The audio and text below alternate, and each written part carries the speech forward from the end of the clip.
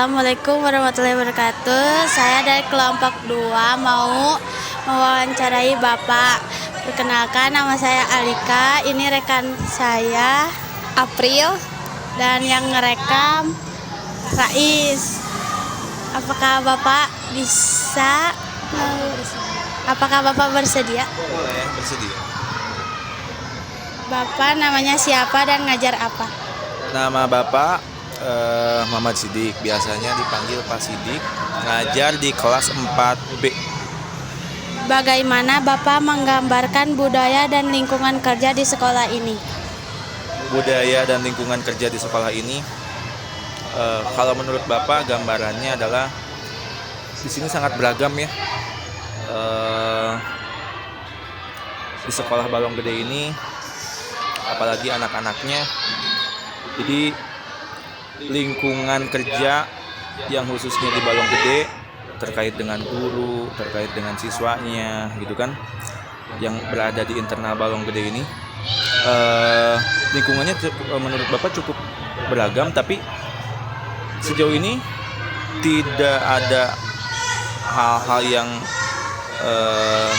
bisa dikatakan negatif gitu. Karena pastinya semua orang yang ada di Balong Gede juga berasal dari lingkungan-lingkungan yang beragam. Bagaimana Bapak bekerja dengan guru lain dalam perencanaan pembelajaran dan pemantauan prestasi siswa? Oke.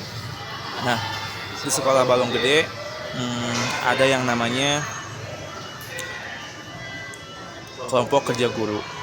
Ada juga komunitas belajar. Ada juga di sini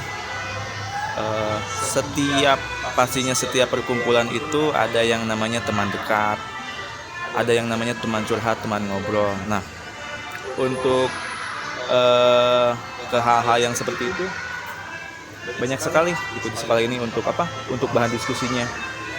Biasanya Bapak sering dengan guru-guru yang laki-laki gitu kan, terkait dengan permasalahan di sekolah, apapun itu terkait dengan pembelajaran. Kadang juga dengan KKG, dengan kombel, dengan bapak kepala sekolah, dengan ibu pengawas, ataupun juga dengan adanya kegiatan-kegiatan workshop yang dapat meningkatkan kualitas pembelajaran. Bapak menangani manajemen perilaku dan disiplin di kelas. Nah, kalau Bapak menangani manajemen perilaku dan disiplinnya itu adalah pasti di setiap kelas itu ada 1-2 orang yang mungkin dianggap oleh teman-temannya itu selalu mengganggu teman yang lainnya gitu ya. Ada juga yang diam, ada yang aktif. Nah, untuk memanage bagaimana si kelasnya itu bisa jadi kondusif, pastinya kalau Bapak solusinya adalah selalu memberikan tanggung jawab kepada siswa yang dirasa sulit untuk diatur. Entah itu dia dijadikan keamanan. Kalau misalkan dia terlalu over atau misalkan terlalu susah diatur, pastinya akan ada hukuman yang dikeluarkan. Pastinya di setiap akhir pembelajaran juga akan ada refleksi ceramah kepada semuanya. Karena sejatinya yang dapat merubah itu adalah diri sendiri, bukan orang lain, bukan guru, bukan orang tua. Yang dapat merubah seseorang menjadi lebih baik itu adalah dirinya sendiri, seperti itu. Bagaimana Bapak menilai pembelajaran siswa dan melacak kemajuan? Untuk menilai pembelajaran, jadinya adalah dilakukan setiap hari, gitu ya. Kalau Bapak fokusnya untuk kelas 4, dilihat dari anak-anak yang belum terlihat mahir dalam pemahaman dalam membacanya. Jadi setiap hari suka dilihat nih perkembangannya. Kalau misalkan secara asesmennya itu biasanya dilakukan setiap akhir bulan sekali. Kalau untuk asesmen yang ngecek seberapa jauh pemahaman siswa. Tapi kalau misalkan untuk keterampilan yang menurut Bapak harus dikuasai seperti membaca pemahaman, menulis, matematika dalam perkalian dan pembagian itu hampir tiap hari dilakukan. Bagaimana Bapak menangani siswa yang menurut Bapak sulit diajar?